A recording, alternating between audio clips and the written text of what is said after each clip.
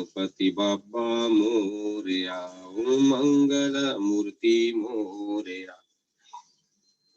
जय श्री गजानन। श्री गणेशाय नमः, श्री गणेशाय नमः, श्री गणेशाय नमः। पद्म पुराण षष्ठी खंडम। भीष्म कहते हैं, हे प्रभु, मनुष्य क्या कर्म करके ब्रह्म भक्त होगा? ब्रह्म भक्त गण जनमानस में किस प्रकार का आचरण वर्णन करते हैं, कृपा कहिए। ऋषि पुलस्त कहते हैं, भक्ति त्रिविध होती है तथा मानसी, वाचिकी एवं कायिकी तथा लौकिकी, वैदिकी एवं आध्यात्मिकी।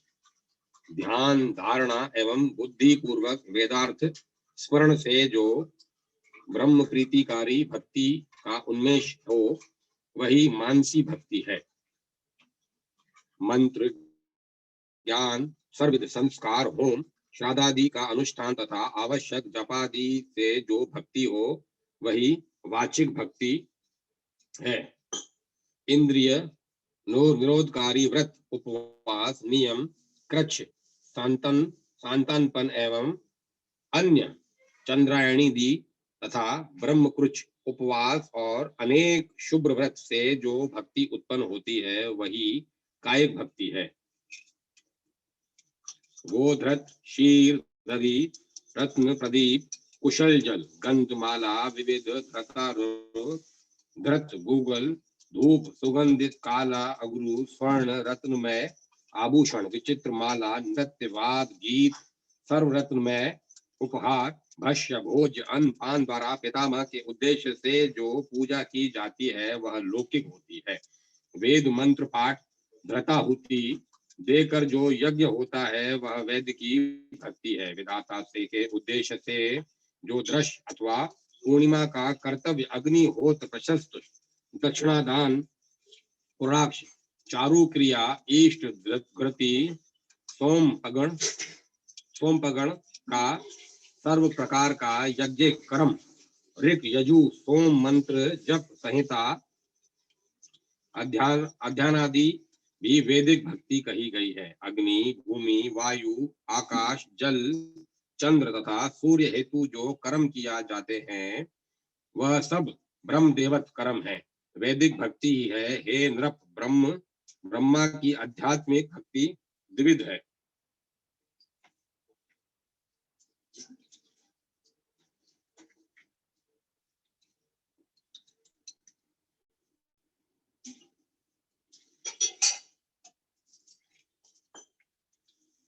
प्रथम है सांख्य भक्ति, अन्य है योगज भक्ति।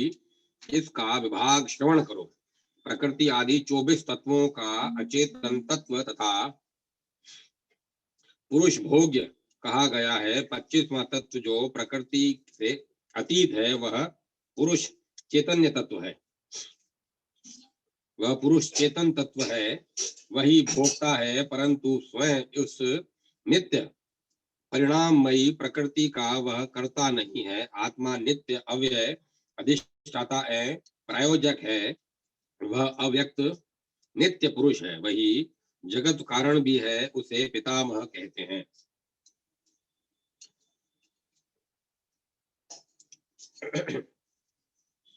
मैंने गणित द्वारा गणना किया है, अतः कह रहा हूं कि त्रिगुणमयी तत्रूपा प्रकृति की परिणाम भूत है। सृष्टि त्रय कारण सूक्ष्म तथा स्थूल। कारण है तत्व सर्ग, सूक्ष्म है भाव सर्ग तथा स्थूल है भूत सर्ग। यह सृष्टि प्रकृति की ही परिणाम भूता होकर प्रादुर्भूत होती है। परिणाम तथा ऐश्वर्य, ये दो साधमर्य तथा कारणत्व एवं ब्रह्मत्व, ये दो वे धर्मा प्रकृति में स्थित हैं। कार्यत्व एवं प्रायोजत्व रूप वेधर्म द्वय को भी प्रकृति निष्ठ ही जाने। सद्रूप ब्रह्म पुरुष का कर्तव्य सर्वत्र रहा करता है, परंतु प्रकृति निष्ठ चेतनत्व में पुरुष का साधर्म्य माना गया है। तत्व समूह की संख्या के अनुसार एक तत्व अन्य तत्व का कारण है, साथ ही वही तत्व किसी अन्य तत्व का कार्य है। प्रकृति का परिणामगत भेद बहुमूल्य ऐसा है कि प्रकृति कभी प्रायोजक रूपेण तो कभी प्रायोज्य रूपेण लक्षित होती है। यही प्रकृति का ऐश्वर्य है।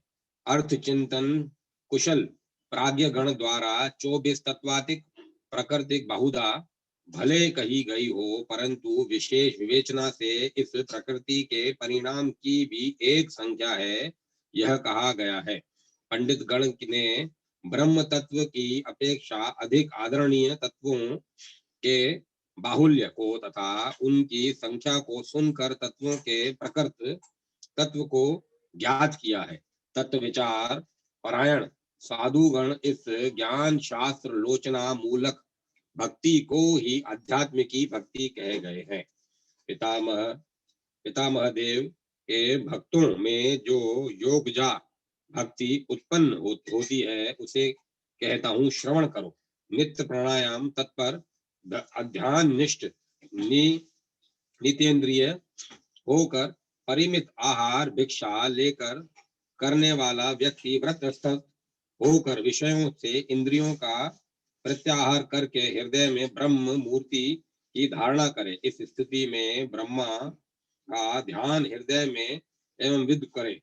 ब्रह्मा प्रजापति है, वे हृदय पद्म की कर्णिका पर समासीन रक्त वर्ण मुख वाले सुंदर नेत्र युक्त सभी दिशाओं में घोतित युक्त मुक्त चतुर्मुख कमर में ब्रह्म सूत्र धारण करने वाले चतुरानन चतुर्बाहु वरदाता तथा अभय मुद्राधारी है। योगजा मानसी सिद्धि इनकी ही परा भक्ति कही गई है। वही ब्रह्म भक्ति है। जो व्यक्ति इस प्रकार से भक्ति युक्त है, वही ब्रह्म भक्त है। हे राजेंद्र, अब इस क्षेत्रवासी गण की मनोवृत्ति को सुनो। यही विष्णु आदि देवता ने तथा ब्राह्मणों के समीप अन्य ब्रह्म देव ने पूर्व में कहा है। इस क्षेत्र में रहने वाले सभी ब्राह्मण ममता रहित, अहंकार शून्य, निसंक, परिग्रह रहित, बंधु वर्ग के प्रति स्नेह से रहित, मिट्टी के ढेला तथा स्वर्ण में समान भाव रखने वाले, नाना क्रम द्वारा प्राणी गण को अभय देने वाले, नित्य प्राणायाम परायण, पर ब्रह्म के ध्यान में निरत, याग करने वाले, पवित्र, नित्य यति धर्म निरत, सांख्य योग विधि के ज्ञाता, धार्मिक एवं संशय रहित होकर उल्लेखित विधि के अनुसार अर्चना करते हैं। वे पोषकर अरण्य में ही मृत होकर जिस फल को प्राप्त करते हैं, उसे सुनो। जहाँ मृत्यु प्राप्त होती है, वह मृत्युदायक पूर्व जन्म प्राप्त की नहीं करना पड़ता। यहाँ मृत्यु प्राप्त होने पर मृत्युदायक पूर्व जन्म प्राप्त नहीं करना पड़ता। वे दुष्प्राप्य अक्षय ब्रह्म सायुज्य लाभ करते हैं। वे पुनरावृत्ति पुनः जन्म से रहित ब्राह्मी विद्या युक्त हो जाते हैं। अन्य प्रपंचमय आश्रम में रहने वालों की पुनरावृत्ति होती है। जो षट कर्म निरत गृहस्थ आश्रम विधि का आश्रय लेकर मंत्रोच्चारण पूर्वक सविधि होम करते हैं, वे सभी दुख रहित होकर अधिक फल लाभ करते हैं। इनकी गति किसी भी लोक में बाधित नहीं होती। वे दिव्य ऐश्वर्य योग से युक्त तथा परिग्रही होकर बाल सूर्यवत समुज्वल विमानारूढ़ होकर हजारों स्त्रियों के साथ अप्रीतिहत भाव से सभी लोकों में भ्रमणरत रहते हैं। इस प्रकार के व्यक्ति पुण्य शेष होने पर स्वर्गच्युत होकर भी महान कुल में जन्म लेते हैं। इस जन्म में वह समस्त स्प्रणीय सर्वधर्मोत्तम धनी परम स्वरूप धर्मज्ञ धर्म भक्त तथा सर्व विद्या पारंगत होते हैं। वे ब्रह्मचर्य तथा गुरु सेवा में भी निरत रहते हैं एवं वेदाध्ययन करते हैं। अंत में वे भिक्षावृत्ति का अवलंबन न लेकर जितेंद्रियता के साथ नित्य सत्यव्रत नियत रहते हैं। वे स्वधर्म में ही निरत रहते हैं। इसके अतिरिक्त वे सभी कामना पूर्ति से समृद्ध द्वितीय सूर्य के समान उज्जवल विमान पर स्वच्छंदता पूर्वक भ्रमण भी करते रहते हैं।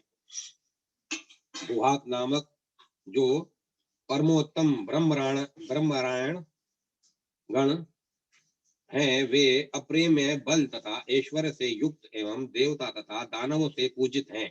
पूर्वोक्त पुण्यवान मनुष्य इसके इनके भी समान ऐश्वर्य भागी होकर इनके तुल्य हो जाता है। इस प्रकार ऐश्वर्यवान होकर वे लोग देवता दानव एवं मानवों के बीच सदा आयुधधारी होकर रहते हैं तथा हजारों करोड़ अथवा सैकड़ों कोटि वर्ष तक विष्णु लोक में जाकर रहते हैं। इस प्रकार विभूति युक्त होकर वहां निवास करके वे समय अनुसार अपना कर्म फल भोग विष्णु लोक में पूर्ण करने के अनंतर पुनः स्वर्ग लोक में उत्पन्न होते हैं। जो व्यक्ति पुष्करारण्य में आकर ब्रह्मचार्य आश्रम में रहता वेदाभ्यास करता है, ऐसे पुष्कर क्षेत्र निवासी की मृत्यु होने पर वह दिव्य विमान में बैठकर पूर्णिमा के चंद्र के समान अपने तेज से चंद्रवत प्रिय दर्शन होकर रुद्रलोक गमन करता है। वह रुद्रलोक जाकर वहां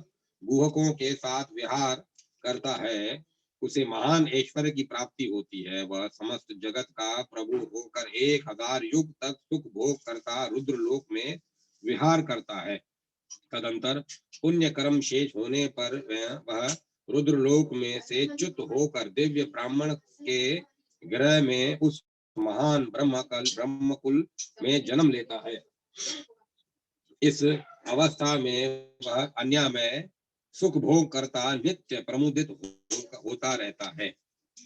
वह धार्मिक मनुष्य लोक में आकर जन्म लेकर रूपवान तथा वाक्पति होता है।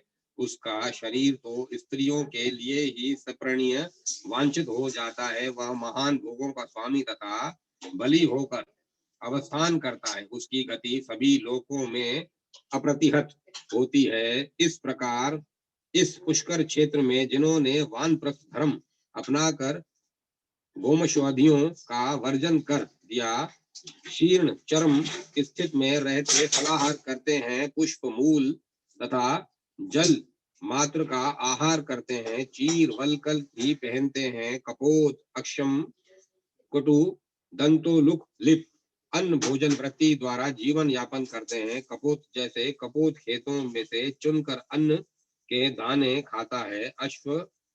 अशम कुटु पत्थर से कूटकर अन्न भोजन, दंतोलुक लिप अन्न को दांतों से चबाकर खाना तथा चंडालादि अन्य कोई भी जटाधारी त्रिकाल स्नान करने वाले दोष रहित दंडधारी कृच्छ व्रत निरत जल में शयन करने वाले, पंचाग्नि जलाकर तप करने वाले, वर्षा में खुले आकाश में रहकर तपस्या करने वाले, कोटि कीट कंटक पाषाण भूमि पर शयन करने वाले, वीरासन पर बैठने वाले, द्रव्रति कर्णशोधी अरण्य में उगे अन्न को खाने वाले, सभी प्राणी गण को अभय देने वाले, नित्य धर्मार्जन रत, क्रोध पर विजयी, जितेंद्रिय, ऐसे ब्रह्म भक्त गण मुनिव्रति को अपनाकर पुष्कर में निवास करें। वे सभी संग का त्याग करें, आत्माराम तथा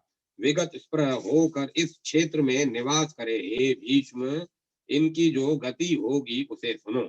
ऐसे ब्रह्म भक्त लोग वैदिका एवं स्तंभों से शोभायमान बाल सूर्यवत दीप्त विमान पर बैठकर अप्रतिहत भाव से नाना देवलोकों में विचरते रहते हैं।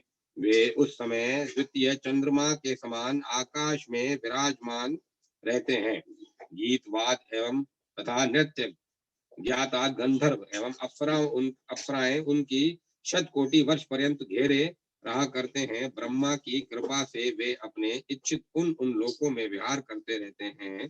पुण्य शेष होने पर जब ब्रह्म लोक से वे च्युत होते हैं, तब उनकी गति विष्णु लोक में होती है। विष्णु लोक भोग करके वहां से विच्युत होकर वे रुद्रलोक में जाते हैं। रुद्रलोक में भोगांत होने पर वहां से च्युत होकर वे स्वर्ग किंवा अन्य द्वीपों में जन्म लेकर उत्थेष भोगेश्वर्य का उपभोग करने के पश्चात पुनः मृत्यु लोक में उत्पन्न होते हैं। मृत्यु लोक में वे राजा, राजपुत्र तथा सुखी धनाधिपति होते हैं। वे स्वरूप सुभग कमनीय, कीर्तिमान तथा भक्ति युक्त रहते हैं। हे राजन, ब्राह्मण, क्षत्रिय, वैश्य, किन्वा शूद्र में से जो भी स्वधर्म निरत तथा सद्वृत्ति युक्त एवं चिरंजीवी होकर पुष्कर में निवास करते हैं, वे मृत्यु के उपरांत अत्यंत सुंदर विमानारूढ़ होकर ब्रह्म भवन परायण करते हैं। यह विमान अप्सराओं के गीत से मुखरित, इच्छा अनुसार चलने वाला तथा काम रूपी प्रयोजन अनुसार रूप बदलने वाला होता है। अथवा जिन्होंने दीप्त अग्नि में अपने शरीर की आहुति दिया है, ऐसे ब्रह्माद्यायी मासतो लोग ब्रह्म भवन चाहते हैं। उनको विभूति में सनातन ब्रह्म लोक मिलता है। यह सर्वलोकोत्तम लोक उनके लिए रमय तथा इष्टार्थ साधक होता है। महापुण्यमय पुष्कर के जल में जो लोग प्राण त्याग करते हैं, ऐसे महात्मा अक्षय ब्रह्म लोक जाते हैं। वे रुद्र, विष्णु तथा अन्य देवगण के साथ सर्व दुख हारी ब्रह्मा का साक्षात दर्शन प्राप्त करते हैं। जो शूद्र पुष्कर वन में अनशन करके प्राण त्याग करते हैं, वे हंस युक्त विमानों पर बैठकर ब्रह्म लोक पहुंचते हैं। उनके ये सभी विमान सूर्य संप्रभ नाना रत्न स्वर्ण में गंध से सुवासित अनुपम गुण युक्त अप्सरा गण के गीत से मुखारित ध्वजा पताका से सजे हुए नाना घंटा ध्वनि के से निनादित अनेक आश्चर्यमय क्रीड़ा एवं विज्ञानशाली सुप्रभ गुण संपन्न तथा श्रेष्ठ मयूरों द्वारा ले जाए जाते हैं। यहाँ अनशन करके मृत धीर मनुष्य ब्रह्म लोक में विहार करते हैं। वहां वे दीर्घ काल निवास करने के पश्चात तथा विविध वांछित भोगों का उपभोग करके मृत्यु लोक में जन्म लेकर ब्राह्मण कुल में धनी एवं भोगी व्यक्ति होते हैं। जो मनुष्य पुष्कर में मसम भूषित होकर रहता है, वह सभी लोगों को छोड़ता हुआ ब्रह्म लोक पहुंच जाता है। वह कल्पनांत काल तक ब्रह्म लोक में निवास करता है। वह कभी भी अपना मृत्यु देह नहीं देखता, अर्थात वह सब अब मृत्यु देहधारी नहीं होगा। त्र्यक उदर्भ सा अथ अधः लोकों में सभी दिशाओं में उसकी अप्रतिहत गति होती है। वह सर्वलोक पूजित होकर अपने यश का विस्तार करता है।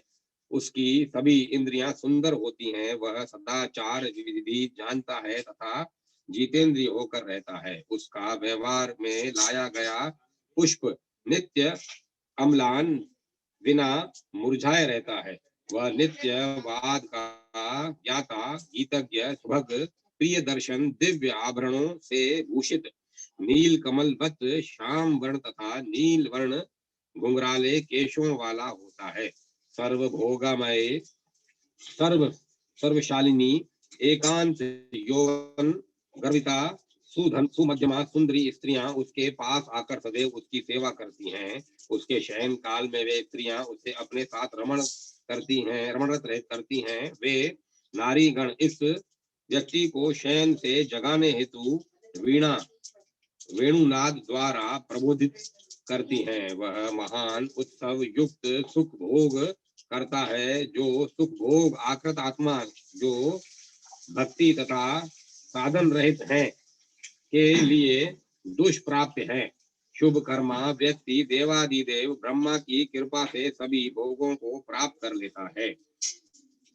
भीष्म कहते हैं, सदाचार तो परम धर्म है, अतः जो पुष्कर क्षेत्र में धर्म परायण, जीत क्रोध तथा जितेंद्रिय होकर स्वधर्माचरण रत रहते हैं, वे ब्रह्म लोक में जाते हैं। इसमें मुझे कोई विस्मय नहीं है।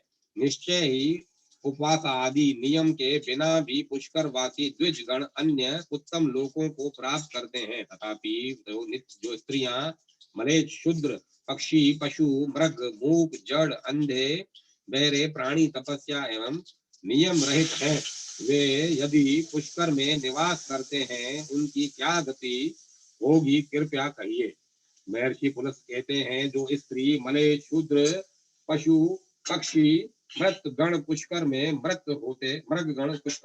होते हैं, वे भी दिव्य देहधारी होकर सूर्य संप्रभ विमान पर आरोहण करके ब्रह्मलोक गमन करते हैं। उनमें वे विमान दिव्य युक्त व्यूह युक्त श्रेष्ठ स्वर्ण ध्वज युक्त स्वर्ण तथा हीरों की सोपानों से मंडित मणि स्तंभ भूषित सर्वविध कामोपभोग समन्वित कामक इच्छानुरूप वेग कामी काम रूपी है। विमान पर बैठे महात्मा गण हजारों स्त्रियों से घिरे ब्रह्म लोक में अथवा अपने वांछित लोकों में जाते हैं।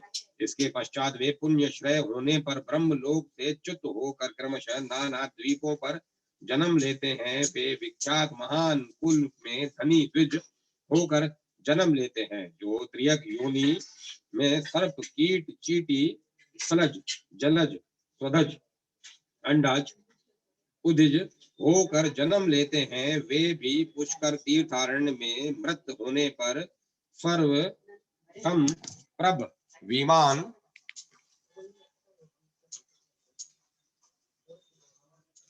सर्वसंप्रभ विमान पर बैठकर ब्रह्मलोक जाते हैं। महाघोर कली काल में समस्त प्रजा पाप से आक्रांत रहती है। इस युग में धर्म तथा स्वर्ग लाभ का अन्य कोई उपाय नहीं रहता। जो लोग ब्रह्मार्चन में रत होकर पुष्कर में निवास करते हैं, वे कली काल में कृतार्थ हैं। अन्य लोग निरर्थक कलेश भोग करते हैं। काम क्रोध के वशीभूत मनुष्य पंचेंद्रियां तथा कर्म मन वाक्य द्वारा रात्रि में जो पापार्जन करते हैं, प्रभात काल में पुष्कर जल में स्नान करते वे उस समय पातक से मुक्त हो जाते हैं। वह तब पवित्र होकर ब्रह्म लोक जाने योग्य हो जाता है। सूर्य उदय से आरंभ करके मध्याह्न सूर्य के दर्शन पर्यंत ब्रह्म योग में मानसिक ब्रह्म चिंता करने वाले का पापहरण हो जाता है। मनुष्य मध्याह्न में ब्रह्मा का दर्शन करके अपने पाप से मुक्त हो जाता है। मध्याह्न से सूर्यास्त पर्यंत इंद्रियों द्वारा जो पापाचरण किया जाता है, संध्या काल में पितामह के दर्शन मात्र से उसे मुक्ति मिल जाती है। ब्रह्म भक्त व्यक्ति पुष्कर में निवास करके शब्द आदि विषयों का भोग त्याग कर भोग करने पर भी तपस्वी हो जाते हैं। पुष्करण में रहते हुए यहाँ तीनों संध्या काल में भी मिष्ठान भोजन करके भी वे वायु पक्षी की तरह माने जाते हैं। पुष्करण में से बढ़कर अथवा इसके समान कोई भी तीर्थ है ही नहीं। तदंतर अब तुमसे इस क्षेत्र के देवी देवगण का नाम कहता हूँ। विष्णु के सहित इंद्रादि सभी देवता, गणेश कार्तिकेय रेवंत दिवाकर तथा शिव दूती तथा क्षेमकरी देवी यहाँ सदा अवस्थान करती रहती है। सुक्रियाशील अर्चनकारी लोगों के लिए यहाँ पुंज तप तथा नियमानुष्ठान का कोई प्रयोजन ही नहीं है। अन्यत्र विपुल व्रतोपवास कर्म करके भी जो ब्राह्मण ज्येष्ठ मास में पुष्कर वन में मात्र निवास करते हैं तथा कोई उद्यम भी नहीं करते, वे भी सभी कामनाओं का फल लाभ करके अंततः पितामह के परम अव्यय धाम में जाते हैं। हे भीष्म, इस क्षेत्र के तीर्थ में निवास करने वाले कृत युग में 12 वर्ष में, त्रेता में 1 वर्ष में, द्वापर में 1 मास तथा कलयुग में मात्र अहोरात्र में वही फल लाभ कर लेते हैं। वह देव ब्रह्मा ने पूर्व काल में मुझसे कहा था। इसकी अपेक्षा श्रेष्ठ तीर्थ भूतल पे अन्य नहीं है। अतः सर्व प्रयत्न पूर्वक इस पुष्कराण्य का आश्रय ग्रहण करें। गृहस्थ, ब्रह्मचारी, वानप्रस्थ अथवा भिक्षु जो कोई भी हो, इस कार्य का अनुष्ठान करने वाले सभी लोग परम गति लाभ करते हैं। जो व्यक्ति काम एवं द्वेषहीन होकर एक भी आश्रम धर्म का सविधि अनुष्ठान करता है, वह परकाल में सुख से विहार करता है। यहाँ ब्रह्मा द्वारा चतुष्पथी सोपान श्रेणी प्रतिष्ठित है। यह सोपान रूपी अवलंबन लेकर मनुष्य ब्रह्म लोक में विहार करता है, धर्म तथा अर्थ का ज्ञाता व्यक्ति असूया रहित होकर अपने ही आयु काल का चतुर्भाग ब्रह्मचारी अथवा अवस्था में व्यतीत करता है। उस अवस्था में गुरु अथवा गुरु पुत्र के निकट निवास करना पड़ता है। गुरु का कर्माधिक्य होने पर भी ज्ञानार्थी शिष्य उनसे अध्ययन करे। तदंतर गुरु को दक्षिणा दान करे। गुरु द्वारा बुलाए जाने पर उनके पास जाए। गुरु के शयनोपरांत शयन करे। गुरु के उठने के पूर्व ही निद्रा त्याग करके शिष्य उठ जाए। वह गुरु सेवा आदि समस्त शिष्य कर्तव्य का निर्वाह करे। यदि गुरु कोई आदेश देते हैं, कार्य का आदेश देता है, तब करता हूँ कहकर कार्य साधित करके गुरु के पार्श्व में लौट आए। गुरु के सभी कार्य करने वाला किंकर के समान सेवार्थ उगत रहे। वह सब कार्य को जानने वाला पवित्र दक्ष गुण युक्त शिष्य सदा गुरु को प्रिय लगने वाला उत्तर प्रदान करे। जितेंद्रिय ब्रह्मचारी शिष्य अव्यग्र भाव से गुरु का दर्शन करे, अर्थात उनके आदेश की प्रतीक्षा करे। जब तक गुरु आहार ग्रहण न करें, शिष्य भी आहार ग्रहण न करे। उनके जल पीने के पहले जलपान न करे। गुरु खड़े हों तब शिष्य बैठा न रहे। गुरु के शयन किए बिना शिष्य भी शयन न करे। बाहु उठाकर गुरु के चरणोदय का मृदु भाव से स्पर्श न करे। हल्का स्पर्श करके चरण वंदना कदापि न करे। अपने दाहिने हाथ से गुरु के दाहिने चरण की तथा वाम हाथ से गुरु के बाएं चरण की वंदना एवं संवाहन करे। गुरु का अभिवादन करके अपना नाम कहे कि मैं अमुक आपका अभिवादन करता हूँ। गुरु से यह भी बतलाए मैंने यह कार्य कर लिया है, अब यह तदंतर करूंगा। गुरु को ध्यानार्पण करे तथा उनके आदेशानुरूप कार्य निर्वाह करे। तदंतर वह कार्य करके उसे गुरु से आकर कहे। ब्रह्मचारी गंध एवं रस का स्वयं वर्जन एवं समावर्तन करके उससे गुरु सेवा करे। यही धर्म निश्चय है। ब्रह्मचारी के संदर्भ में जो नियम विस्तार से यहाँ कहा गया है, ब्रह्मचारी इन सब नियमों को गुरु के उपदेश द्वारा प्राप्त करके उनका पालन करे। वह यथाशक्ति गुरु को प्रसन्न करके जहाँ ग्राम न हो ऐसे आश्रम में रहे।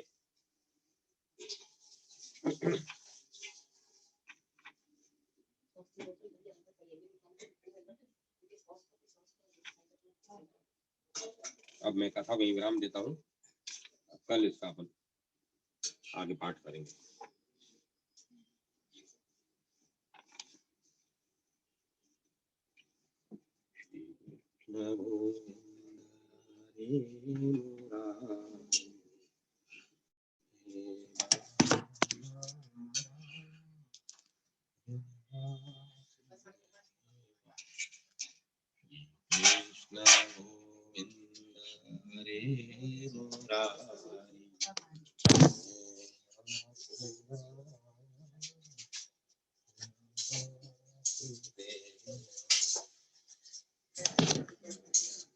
हितेश भजन चलाओ बेटा।